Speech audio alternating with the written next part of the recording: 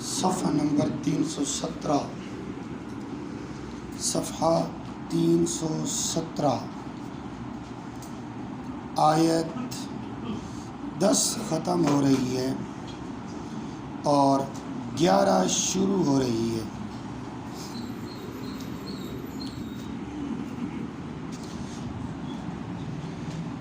اعوذ باللہ من الشیطان الرجیم، بسم اللہ الرحمن الرحیم۔ ان الذین جاءوا بالافک عصبۃ منکم،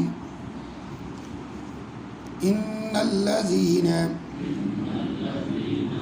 بے شک وہ لوگ، جاءوا آئے وہ، بالافک ساتھ جھوٹ کے، عصبۃ ایک جماعت ہے، منکم تم میں سے، لا تحسبوا نہ گمان کرو تم، ہو اس واقعے کو، شرًا برا، لکم اپنے لیے، بلکہ ہوا وہ جھوٹا واقعہ، خیر بہت ہی بہتر ہے، لکم تمہارے لیے، لکل امرئ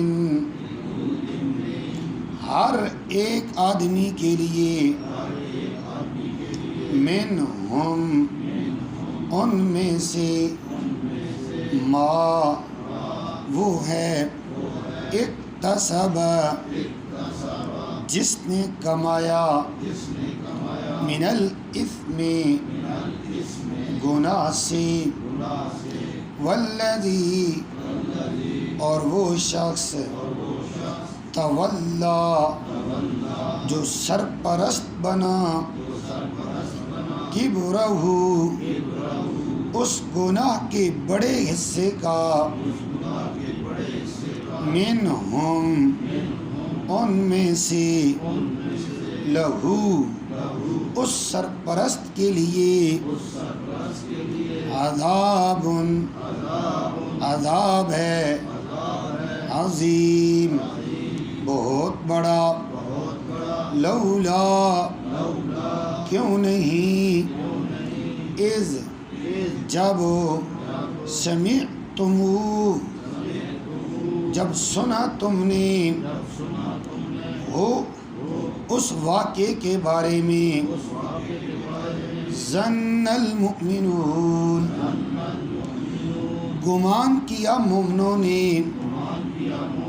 والمؤمنات اور مومنہ عورتوں نے، بانفسہم ان کی جانوں کے بارے میں،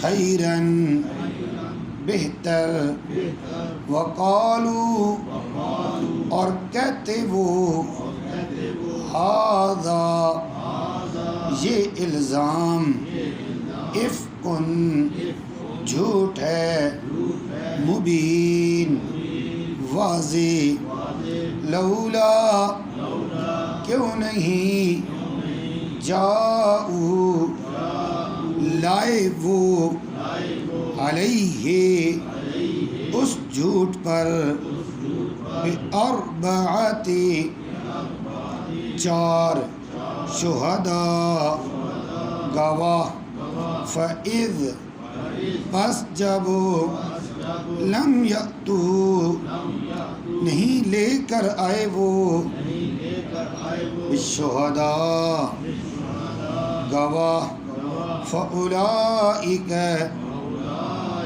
پس یہ لوگ ہیں، عند اللہ اللہ کے نزدیک، ہم الکاذبون وہی جھوٹے، ولولا اور اگر نہ ہوتا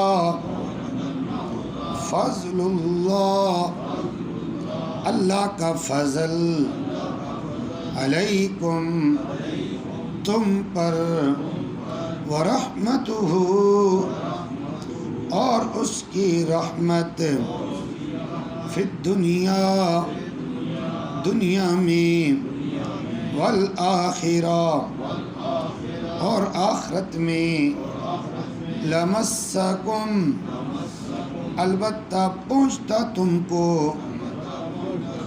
فیما اس واقعے میں افضتم کہ مشہور کر دیا تم نے فیہ اس میں عذاب عذاب ہے عظیم بہت بڑا. یہاں سے واقعہ افک کا تذکرہ شروع ہوا. پیچھے کہا کہ اگر کسی پر کسی نے بہتان لگایا تو اس کے لیے ضروری ہے 4 گواہ لائے. اگر 4 گواہ نہیں لائے گا تو الزام لگانے والے کو بہتان کی سزا 80 کوڑے ملے گی. اس پر اللہ رب العزت نے بطور نمونہ کے واقعہ افک پیش کیا کہ جن لوگوں نے صدیقہ کائنات عفت پیغمبر دستار پیغمبر عائشہ رضی اللہ تعالی عنہا سلام اللہ علیہا پر الزام لگایا ان کو بھی 80 کوڑے مارے گئے. اس پر واقعہ جو بخاری شریف میں ذکر ہوا آپ کی خدمت میں کل پیش کیا اور یہ بات ایک مرتبہ پھر دہرا دیتا ہوں، ذہن نشین رہنی چاہیے کہ جو عائشہ صدیقہ رضی اللہ تعالی عنہ پر منافقین نے الزام لگایا، آپ صلی اللہ علیہ وسلم کو ایک لمحے کے لیے بھی عائشہ پر شک نہیں ہوا. یہ جو 1 مہینہ آپ نے پریشانی میں گزارا یہ منافقین کے پروپیگنڈا کی وجہ سے، بدنام کرنے کی وجہ سے، اس وجہ سے آپ پریشان نہیں ہوئی کہ معاذ اللہ عائشہ میں شک پڑ گیا، وگرنہ آدمی کفر کے قریب ہو جائے گا. 1 سیکنڈ کے لیے بھی شک نہیں پڑا. اور اگر کوئی کہے بھئی پریشان پھر کیوں رہے تو اس کا جواب یہ ہے منافقین کے الزام بھائی آج میری بیوی پہ الزام لگ جائے تو میں پریشان نہیں ہوں گا. پریشان ہوتا ہے کہ یار ان ظالموں نے میرے ساتھ ظلم کیا ہے، مجھے بدنام کرنے کی کوشش کی ہے. وہ عائشہ کی وجہ سے پریشان نہیں تھے، یہ ایسی معاذ اللہ، وہ منافقین کی وجہ سے پریشان تھے. اور دوسری بات پھر صحابہ سے مشورہ کیوں لیا؟ مشورے میں کیا حکمت تھی؟ 4 پارہ سورہ آل عمران، اور سورہ آل عمران اس واقعے سے پہلے نازل ہوئی غزوہ احد کے موقع پر. 3 ہجری میں غزوہ احد ہوا نا، اس میں اللہ تعالیٰ نے سارا غزوہ احد بیان کیا ہے. وہاں پر ہے وَشَاوِرْهُمْ فِي الْأَمْرِ وَاعْفُ عَنْهُمْ، اے میرے پیغمبر صحابہ سے درس گزر کریں، وَاسْتَغْفِرْ لَهُمْ، ان کے لیے دعا کریں. وَشَاوِرْهُمْ، اور آپ کے ساتھ کوئی معاملہ پیش آ جائے تو صحابہ سے مشورہ کریں. جس معاملے میں قرآن نازل نہ ہوا ہو، پیغمبر پر بھی فرض ہے کہ ایسا کوئی معاملہ پیش آ جائے دینی دنیاوی اور اس پر ابھی تک وحی نازل نہیں ہوئی تو اللہ نے پیغمبر پر بھی لازم کر دیا کہ اس معاملے میں مشورہ کن سے کرنا ہے؟ صحابہ سے. اب ادھر عائشہ صدیقہ سلام اللہ علیہا پر الزام لگا، قرآن نہیں اترا تھا ابھی تک، یہ تو 1 مہینے کے بعد یہ صورت نازل ہوئی نا. تو اب پیغمبر پر لازم تھا، حکم قرآنی ہے، اللہ کا حکم ہے کہ صحابہ سے مشورہ کریں. تو آپ صلی اللہ علیہ وسلم نے اللہ کے حکم پہ عمل کرتے ہوئے اس معاملے میں صحابہ سے مشورہ کیا. یہ تو حکم قرآن پہ عمل ہے. مشورہ اس وجہ سے نہیں کیا کہ عائشہ میں شک پڑ گیا، مشورہ اس وجہ سے کیا کہ اللہ کا حکم ہے کہ جس معاملے میں قرآن نازل نہیں ہوا اس معاملے میں آپ مشورہ، صاحب اللہ کا حکم پورا کرنے کے لیے مشورہ کیا. اس لیے مشورہ نہیں کیا کہ معاذ اللہ شک پڑ گیا. وہ تو ایک لمحے کے لیے بھی آپ صلی اللہ علیہ وسلم کو اماں عائشہ کی ذات میں شک نہیں پڑا. آج جانے دیدہ تجربہ کار لوگ بیٹھے ہیں، ہماری بیوی پر کوئی الزام لگا دے، ہم اس الزام کے پیچھے نہیں جاتے. آپ کو پتہ ہے کہ آپ کی بیوی کیا ہے، مجھے پتہ ہے میری بیوی کیا ہے. ہم کہتے ہیں سالہ سال گزار رہے ہیں، مجھے پتہ ہے. یہ ایسی نہیں ہے، وہ بہتان لگا رہا ہے. اور سارے کائنات کے ذہین فتین لوگ ملا دو، نور بصیرت رکھنے والے لوگ ملا دو، ساری کائنات کے انسانوں کی نور بصیرت میرے پیغمبر کی خاک ہے.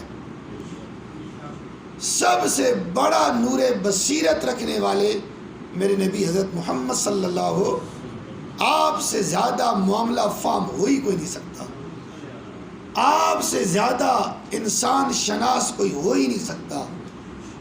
اور اماں عائشہ کئی سال سے آپ کے پاس رہ رہی ہیں، تو ابھی تک آپ نے بیوی شناس نہیں ہوئی ہے، آپ نے بیوی کو نہیں پہچانا، یہ نہیں ہو سکتا. اور دوسری یہ بھی حدیث موجود ہے، ما بغت امرأۃ نبی قط، پیغمبر کی بیوی کسی صورت میں بدکار نہیں ہو سکتی.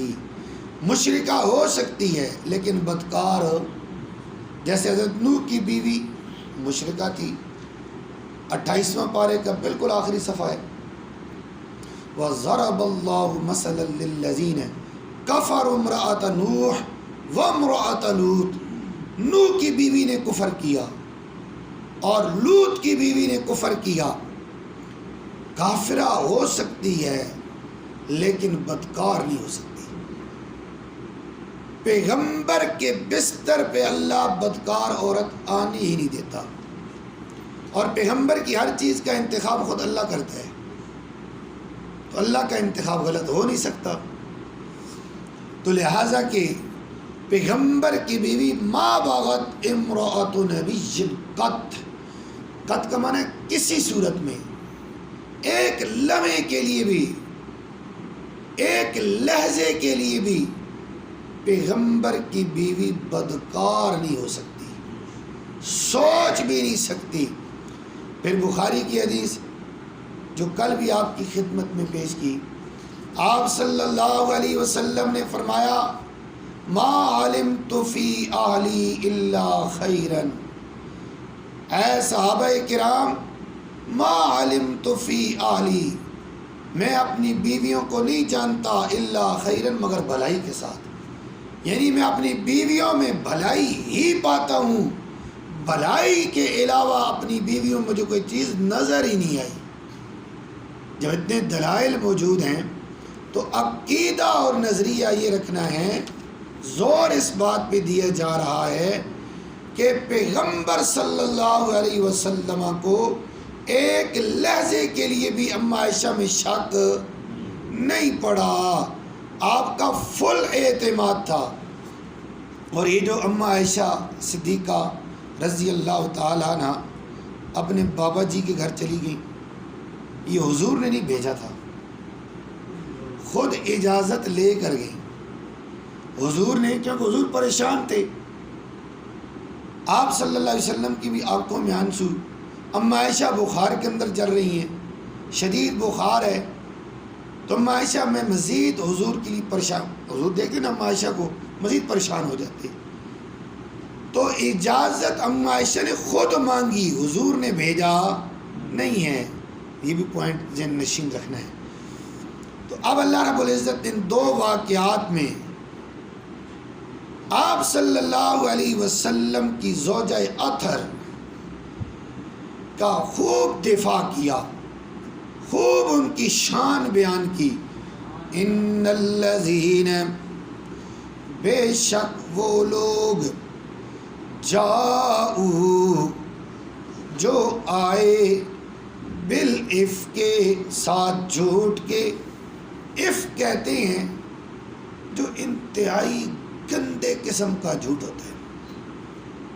اللہ تعالیٰ نے یہ لفظ بتوں کے ساتھ بھی بیان کیا ہے. افکن آلہن، انتہائی گندا شرک ہے اللہ کے علاوہ کسی اور کو معبود بنانا. اور وہی لفظ اللہ نے اپنا غصہ نکالنے کے لیے یہاں کہ یہ جو عائشہ پر الزام لگایا عفق کے، انتہائی گندا جھوٹ ہے، اعلیٰ درجے کی کذب بیانی ہے. پھر اسی لفظ سے اس سارے واقعے کا نام پڑ گیا واقعہ عفق، گندے جھوٹ والا واقعہ جو منسوب کیا گیا حرم رسول ام عائشہ کی طرف. عصبۃ، اللہ نے تعارف کروایا وہ کون لوگ ہیں جنہوں نے صدیقہ کائنات